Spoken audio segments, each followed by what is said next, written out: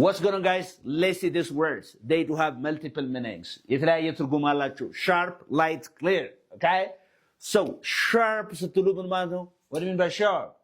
Sharp means not dull. Not what? Dull. ይህ ምን ማለት ነው? ስለታማ ማለት ነው. Okay? For example, the knife. ምን ላለው? The knife is sharp ብል ምንድነው እያልኩ ነው? ቢላው ስለታማ ነው እያልኩ ነው. Hey, be careful, the knife is sharp. Very good. Okay. B, if I say she's a sharp student, she scores A in all subjects. What am I talking about?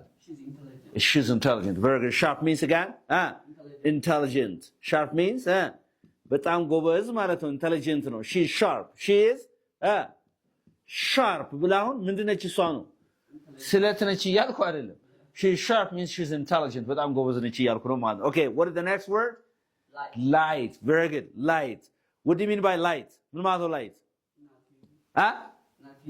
Okay, light means not heavy. Very good. Not heavy. ቀላል ከባድ ያልሆነ ቀላል የሆነ ነገር. For example, ቦርሳው ስትል the bag አይደል?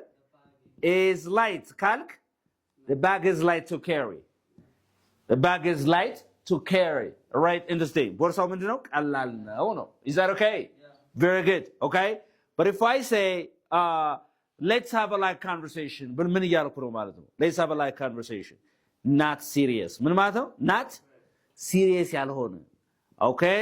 So ምን ላለው ማለት ነው? Let's have a light Let's have a light conversation. Okay?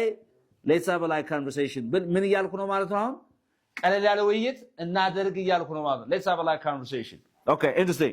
እናንተ ደግሞ አሁን እንደዚህ የተለያየ ትርጉም በማን ሰሩልኛላችሁ? ክሊር በሚለው ተርጉማችሁ ምኑን ታስቀምጡልኛላችሁ? Example sentences ወይ ምሳሌ አረፍተ ነገሮች ታስቀምጣላችሁ. Thank you for watching.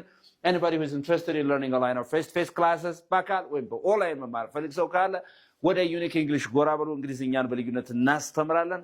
Bye.